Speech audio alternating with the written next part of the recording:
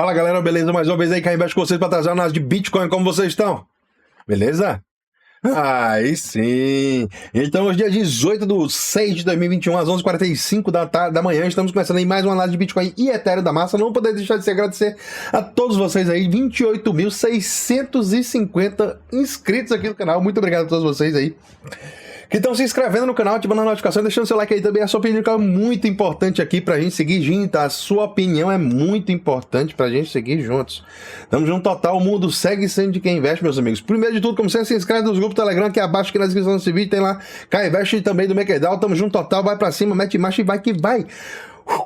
Tamo junto. É isso aí, né? Então, meus amigos, vamos pra cima, fazer acontecer, tamo junto total. Se você quiser entrar dentro do mundo de DeFi de cabeça, 15ª turma é pra você, né? Quer aprender sobre pools de liquidez, farm, stake, DeFi, tudo isso de uma vez só, de uma vezada, entrar na maior comunidade de DeFi do Brasil, né? Deixa o seu nome e e-mail aqui abaixo, aqui, que a gente vai poder mandar mensagem pra você assim que lançarmos a 15ª turma, que vai ser dia 12 do mês que vem. Fica ligadinho. Tamo junto total. Então, meus amigos, aqui, né, começamos com o Coin Guru, né, que é um crypto guy, o guy aqui, né, eu acho bem interessante, né, porra, ele tem um canal no YouTube também, um dos caras que eu gosto bastante de seguir, ele tem muitos insights interessantes, muitos vídeos bons também relacionados a DeFi dentro do canal dele do YouTube lá. Quem entender inglês vale muito a pena entender e estudar, né, esse cara também aqui, o Coin Guru, né, que eu acho bem, com conteúdo que tem muito valor também, me inspira também a trazer conteúdo para vocês. E aí o que acontece é o seguinte, a gente tem aqui uma situação bem interessante que eu tava comentando para vocês outro dia, né, que, pô, os bancos, né, e tal, eles ficam dizendo, que não sei o que, olha aqui, por exemplo, dias atrás saiu o próprio Goldman Sachs aqui dizendo assim, meu irmão, né, se liga, cripto não é um investimento viável, cripto não é um investimento viável, mano, não é um investimento viável, segundo Goldman Sachs. Na sequência, olha o que é que eles fazem, olha o que é que eles fazem na sequência aqui, ó, olha o que é que eles fazem. Goldman Sachs expande, né, os planos aí para aumentar, né, aumentar as mesas de trade aí de Ethereum da massa para a cripto e Ethereum da massa também, né? Então, porra, o Goldman Sachs chega, ele diz pra galera que não vai dar certo, que não, isso aqui, deixa de putaria, não é investimento viável. Dias atrás, aí na sequência eles vêm e lançam mais mesas de trade aí, de opções aí para Ethereum também. Então, pô, é excelente a gente tá entendendo isso daí. É aquele negócio, vejam o que eles fazem e não o que eles estão falando, porque eles vão sempre falar para você fugir desse mercadinho que é tão promissor.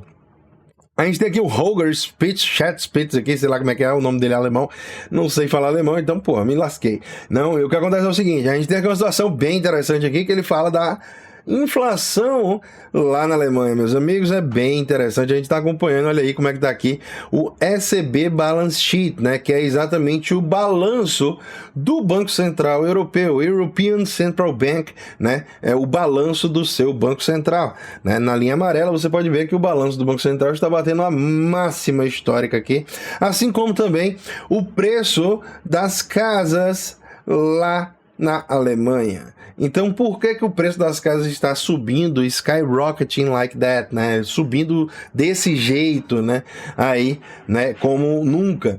É exatamente porque a gente está vendo esse tipo de movimento acontecer, inflacionário, né?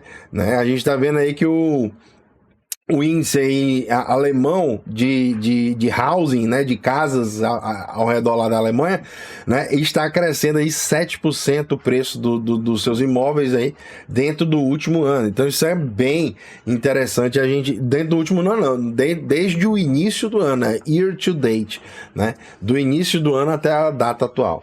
Então é bem interessante a gente entender que esse tipo de coisa vai seguir acompanhando o movimento de expansão de balanços de bancos centrais. É por isso que a gente fala tanto aqui sobre isso. Acho que não é à toa que o Bitcoin, ele tá lá fazendo seu movimento da massa bem interessantemente acontecer, né? Então, pô, vamos para cima, né? É só o começo, galerinha, né? A inflação pegando, você não tem noção do que pode acontecer com o Bitcoin. Nem eu, ninguém tem. Ninguém tem noção. Não existe noção para o que pode acontecer com o Bitcoin em um cenário de inflação bastante alta aí por alguns meses. Basta passar assim durante alguns meses, 10% ao ano, assim, 10% ao ano, né? Passar assim o dólar, 10% ao ano de inflação. Alguns anos, um ano, assim. Mano, já é uma pedrada, meus amigos do mal. Não fiquem, né, à toa nesse mercadante. A inflação é quem domina. Se a inflação no mercado tradicional subir pesadamente, meus amiguinhos, as criptos tendem a se beneficiar, principalmente o Bitica da Massa, né? O Bitica da Massa tende a se beneficiar bastante. Então é bem interessante a gente acompanhando isso daqui. E aí, né, aquele negócio das taxas de juros que eu estava falando para vocês, né, sobre os bancos centrais agora começarem a pensar sobre altas das taxas de juros. O Banco Central americano ontem ele disse que não ia, né? Então, mas eles estão pensando eventualmente se isso pode acontecer devido à inflação, se ela se tornar mais perdurar mais do que, né, ela deveria, né? Então é bem interessante a gente acompanhar. Segundo Mike McGlone aqui, né, os principais ativos que devem se beneficiar depois de uma possível queda no mercado de ações aí, devido a uma alta da taxa de juros. Logicamente no mercado inicialmente a gente pode sofrer com pancadas e buscas por liquidez dentro desse ambiente cripto também, e principalmente dentro do ouro também, que afinal são reservas de valor. Reserva de valor, você reserva aquele valor para quando você precisar, você o quê? Utilizar, né? Então é bem interessante, meus amigos do mal, você entender que no momento que você necessita, você tá lá no mercado de ações, operou, alavancou, hein? Que eu tô sabendo. Aí o que acontece é o seguinte, tu vai lá, né? Começa a cair tudo no mercado de ações e aí a tua posição vai para o saco, né? Porque você vai ser chamado de margem, né? Vai ser chamada margem aí na sua corretora e você vai ter que aumentar a margem, a garantia que você deu para poder manter aquela sua posição aberta ali. Caso contrário, você vai ser liquidado e perderá todos os ativos que você deu como garantia para fazer tal movimento no ato da alavancada, né? Então, né, o que acontece é o seguinte, as pessoas se alavancam, né? O mercado tá ali, todo mundo ganha dinheiro, tá, não, vamos alavancar que agora só vai para cima, alavancam, né? E aí, quando a margem é chamada, as pessoas têm que vender ativos que eventualmente estão no lucro ou, né, outros ativos que não foram chamados margem para poder, né, quitar, pagar essa sua margem e evitar com que aquele seu bem, aquele seu patrimônio seja liquidado, né? Essa é a realidade. E aí, né, o Bitcoin e o ouro, eles servem, né, nesses momentos aí como essas buscas por liquidez, né? As pessoas vão lá, liquidam esse seu Bitcoin da massa. Isso aconteceu, pelo menos no passado, não estou dizendo que vai acontecer novamente, pode ser que aconteça, né? Mas a gente nunca sabe. Então a realidade é o seguinte, né? Liquidaram na época, né, os seus Bitica da massa, as criptos do modo geral. O mercado cripto sangrou de maneira absurda, como nunca tinha sangrado antes, né? Mais ou menos similar como que a gente tem vivido hoje atualmente, né? E aí, né, a gente tem uma situação que eventualmente depois desse choque inicial, dessa falta de liquidez inicial, a gente teve, né, o Bitcoin e o próprio Ethereum, as criptos do modo geral, e o ouro também, né, com uma grande forte recuperação aí depois desse evento. Então, pô, chegaram a patamares históricos na sequência. Então são bem interessantes. O Bitcoin mesmo bateu quase $65 mil, todo mundo já viu, né? Então é a coisa mais linda que aconteceu na história. A gente tem aqui uma situação, né? Lex Moskovskis aqui também, mais um analista aqui que a gente traz aqui também. Esse aqui é lá do... ele tem uma própria investimento, uma própria empresa de investimentos aí, a Moskovsky Capital, né? O nome dele aí. Mas é bem interessante, muita gente segue ele aí, eu também sigo, ele tem várias visões aí fundamentalistas desse mercado cripto que a gente gosta bastante. Então é bem interessante a gente acompanhar. Ele tá falando aqui que alguns, né, alguns holders de longo prazo estão perdendo a paciência com esse preço atual, com esse mercado, dessa volatilidade que está acontecendo nesse patamar, e estão vendendo as suas posições, mesmo que no break-even, né? Mesmo que, né, empatando, assim, vamos por assim dizer. Então é bem interessante a gente acompanhar. Esse é o indicador da própria Glassnode, o SOPR, né? SOPR, né? ele faz exatamente, ele indica exatamente, né, quem é que está fazendo a venda, né? Então é bem interessante a gente acompanhar e ver que as carteiras de longo prazo, né, tem algumas delas que estão ali, né, liquidando as suas posições ali nesses patamares. Então é bem interessante a gente entender, né, que, né, as carteiras que tem aí um longo prazozinho estão dando uma leve liquidada, perdendo um pouco a paciência, mas isso não quer dizer que o mercado acabou, né? Não quer dizer, mas é uma verdade, a gente tem que acompanhar. Então pode ser que sejam indicadores também, né, de exaustão já também dessa queda que está acontecendo. Então eu acho que é uma coisa interessante que a gente tem que se ligar e ficar acompanhando e seguir, né, o nosso desenvolvimento dentro desse mercado. A gente tem aqui, né, o Documenting Ethereum, né, também no Twitter. Aqui hoje temos vários tweets aqui bem interessantes, né, que eu particularmente aqui achei, né, e tô trazendo para vocês. Queria saber a opinião de vocês aí nos comentários abaixo. Se você gostou de alguma dessas daí, deixa um comentário aí, alguma coisa que você acha interessante, que a gente tenta abordar de uma maneira mais profunda. Então o que acontece é o seguinte, a gente tem aqui o próprio EIP 1559, que a gente já comentou aqui diversas vezes aqui nesse canal, que é exatamente uma implementação que vai trazer o Ethereum para se tornar, né, ele vai ter um mecanismo de queima de Ethereum com a utilização da rede. Então, quanto mais se utilizar a rede do Ethereum, mais vai ser queimado de Ethereum através das taxas que nós pagamos para os mineradores validarem as transações. Então, o EIP 1559, ele é bem interessante porque ele permite, né, que a gente entenda que a partir desse momento, né, a gente vai ter uma rede menos utilizada por bots, né, por robôs. E isso é um fator positivo, é melhor que a rede seja utilizada por humanos, né? Então é bem interessante a gente entender esse conceito para evitar ataques de DDoS, como são chamados, né? Denial of Service. São aí um ataque, uma coisa mais técnica aí do mundo de quem programa já sabe, mas quem não entende, né, não precisa se preocupar com isso não é um ataque que vai tirar as coisas do Ethereum, não. É só uma coisa de evitar com que se tenha spam na rede Ethereum, né? Evitando com que também as taxas das transações subam sem uma necessidade, vamos dizer assim. Então, o que acontece é o seguinte, a partir desse EIP 1559 que vai ser implementado no mês que vem, nós vamos ter, né, esse movimento de Ethereum sendo destruído com o passar do tempo.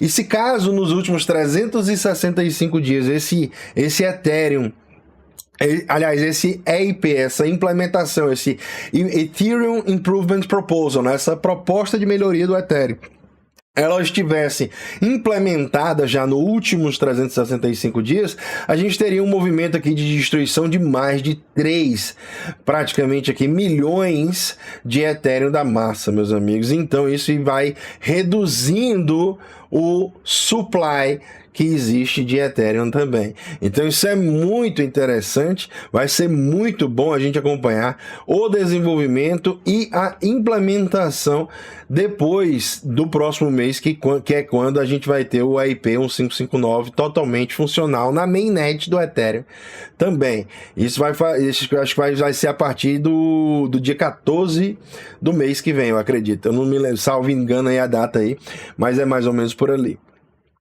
Então tamo junto total, né? Seguimos aqui para Uniswap do Hayden Adams, né? O próprio founder, o fundador da parada, né? É bem interessante porque o fundador da Uniswap hoje, né, tá falando aqui, trazendo dados pra gente analisar, mostrando que a Uniswap tá batendo aí cerca de 300 bilhões de dólares aí recentemente movimentados aí em dia de trade, né? E, um ano atrás ele tá dizendo que era menos de 0,001 trilhão de dólares aí que a gente tinha, né, dentro desse mercado sendo utilizado pela Uniswap. E um ano antes disso, a Uniswap nem existia, né? Então é bem interessante a gente entender essas coisas aí, né? Porque é um mercado que cresce bastante, um volume cumulativo aí de negociações da Uniswap batendo mais de 300 bilhões de dólares aí sendo acumulados, né? Não em volume de transações, mas de taxas ali né, que passaram esse tipo de movimento. Então é bem interessante, né, a gente ver esses movimentos aí do mercado descentralizado, das corretoras descentralizadas e principalmente a Uniswap, que é a principal, né, principalmente que é a principal, é loucura, né, e aí a gente segue, né, então a gente tem aqui, ó, Grayscale Investments, um dos maiores fundos de investimento no mundo cripto, é exatamente ele, que tem mais de 600 mil bitcoins sob custódia, né, o maior custodiante, assim, né, institucional que existe no planeta, né? É bem interessante a gente também ficar ligado no que eles estão olhando, questão de olho. Olha aqui que coisa interessante, meus amiguinhos do mal.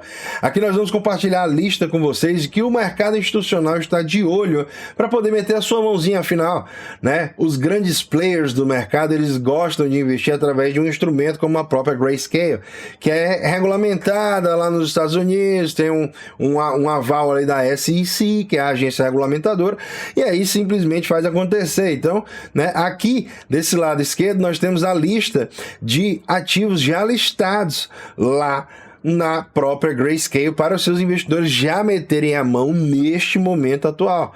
E na lista do lado direito nós temos os que eles estão considerando para adicionarem para dentro da sua plataforma de investimentos aí para o mercado institucional, né? Então olha aí que interessante, a lista que tem BAT, BTC, CH, Link, Mana, Ethereum Classic, FIO, Filecoin, né? Zen, LTC, Livepeer, Stellar Lumens e Zcash. Mas olha que interessante, o que eu acho mais tosco disso aqui é porque tem várias moedinhas aqui que, pô, Livepeer, mano, que merda é essa, velho? Sinceridade, brother, me desculpe o palavreado aí, galera, mas, meu irmão, né, Bitcoin Cash. Mas enfim, né, os institucionais estão, né, querendo meter marcha, mas olha o que é que eles estão querendo meter marcha aqui com um foco dentro desse mundo do DeFi, meus amigos. Então olha aí, nós temos o OneInt que eles querem comprar, na cabeça do gol ali, ó, o OneInt, aí a gente tem Balance, aliás, Aave, né, o Bancor, BNT também, que é da rede até também, o próprio Compound, tem uma adazinha aqui que a galera gosta, que eu sei que no Brasil a galera gosta, tem o CRV, né, que a gente fala bastante também, né, deixa eu ver aqui. Né, temos Kyber Network, olha aí que interessante. Temos Loopring, MakerDAO, né, olha aí. Polygon, né, a própria Matic aqui. Polkadot, olha aí que interessante também. Rain, mais um protocolo top aqui do mundo das blockchains descentralizadas aí, trazendo pontes entre chains, né, fazendo a ponte entre a blockchain do Ethereum e outras blockchains, por exemplo, como a do próprio Bitcoin da massa, né. Temos também aqui a SushiSwap, Synthetics, Uniswap, Wire, né? E uma também protocolo, Universal Market Access, que é a uma protocolo, é um outro ativo de ativos sintéticos, e o próprio ZeroX. Então esses são os principais que eles estão de olho aqui. Do mundo DeFi, tem outros aí na lista também que nós não citamos, mas pô, é interessantíssimo a gente ver que eles estão de olho apenas em blue chips, né? Imagina se eles trazem esses ativos desse lado esquerdo, do lado direito aqui para o lado esquerdo, né? E aí a gente vai ter, né, parabéns a você, a todos vocês que já têm uma exposição, né, a esses ativos aqui antes das baleias. Você colocou a cela na baleia, meu amigo. Muito obrigado, parabéns. E é isso aí, seguimos. Mark Cuban, falei para vocês que eles tomou na trolha aí com o protocolo aí, Iron Finance, né? Ele era investidor lá, DeFi, né? Da própria Polygon, acho que era da Polygon, esse Iron Finance aí. E aí, ele agora, ele perdeu lá um dinheirinho, agora ele está chamando por regulação dentro do mundo DeFi. Olha que interessante. Cuspindo no prato que come, né? Desgraçado. Simplesmente fez o movimento aqui acontecer, exatamente, fazendo aquela pitadinha. Pô, gosta muito de DeFi, ganha dinheiro com DJs, né? Vai lá, mete uma marchazinha, né? Faz acontecer, ganha um dinheirinho, mas quando perde quer chorar. Agora tem que ter regulação. Vamos pra cima, meu brother. Sem negócio de conversinha, sem papinho, sem trolinha, vai que vai, né? Tamo junto total. DeFi Pulse aí, 54,65 bilhões de dólares aí que a gente tem em todo o mercado cripto, DeFi, né, no caso. E a gente está bem interessante, todo o mercado cripto, não, todo o mercado DeFi, né? Finanças centralizadas, utilizando esses dólares aí dentro dos aplicativos DeFi. Então a maior consolidação, como eu falei para vocês aí do mundo DeFi, ela ainda pode se tornar maior, mas ela está agora no momento na maior fase da consolidação. Onde que ela caiu aqui na casa dos 90 bilhões para casa dos 45 bilhões de dólares, 46 bilhões de dólares aqui, 47 aqui no fundo. Então, pô, caiu de 90 para 45, então caiu quase 50% aí, né, nesse patamar. Então é bem interessante a gente acompanhar que essa está sendo a maior consolidação da história do DeFi. A gente segue, meus amigos. DeFi Pulse aí sempre mostrando os melhores ativos aí, né, principalmente os top 10, né? E aqui chegamos para a nossa análise com a Engecana primeiro, meus amigos do mal. Refresh live especial para todos vocês, mas se você gostou dessa análisezinha aqui, estamos junto total, se inscreve no canal, ativa a notificação e deixa seu like aí também, a sua opinião, que é muito importante aqui para a gente seguir juntos. E nós seguimos, meus amigos, né? Seguimos porque estamos tendo uma realização aí no mercado, uma queda hoje também, 1,5 trilhão de dólares aí é o que temos no mercado cripto, e agora, né, nas últimas 24 horas são 112 bilhões de dólares aí, o volume segue caindo. Vamos ficar de olho até que o momento do volume supere aí patamares-chave, né? Então vamos ficar ligados. São 43,9% de dominância para o Bitica da Massa e 16,7% de dominância para o Ethereum. 19 GUI, interessante a gente ver, porque apesar da volatilidade, o GUI, né, a taxa que você paga para poder validar a transação, ela segue relativamente estável aí nas últimas semanas, né?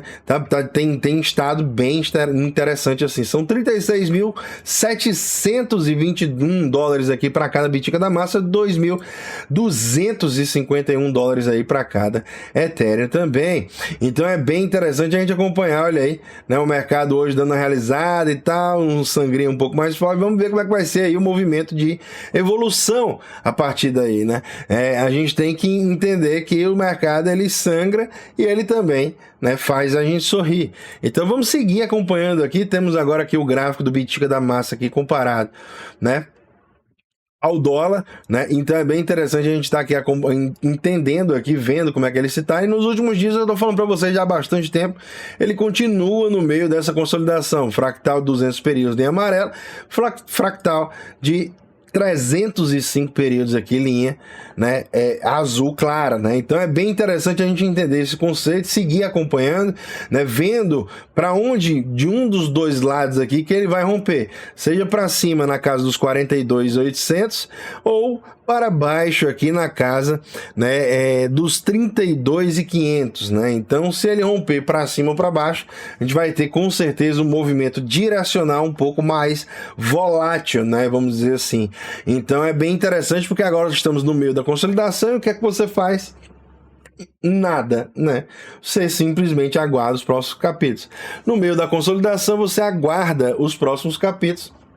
No fundo da consolidação, eventualmente compras pequenas e parciais.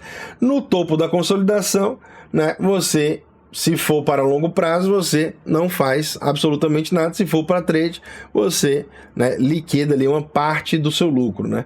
Então estamos junto total. Eu, particularmente, não faço trade, já disse para vocês. Vamos seguir aqui acompanhando o movimento do Ethereum da Massa. Fico sempre acompanhando para poder entender aqui e procurar momentos de entrada mais interessantes, né? Então, olha aqui que momento lindo nós estamos tendo aqui, né? Olha aqui, nós vamos ter que ajustar isso daqui. Produção,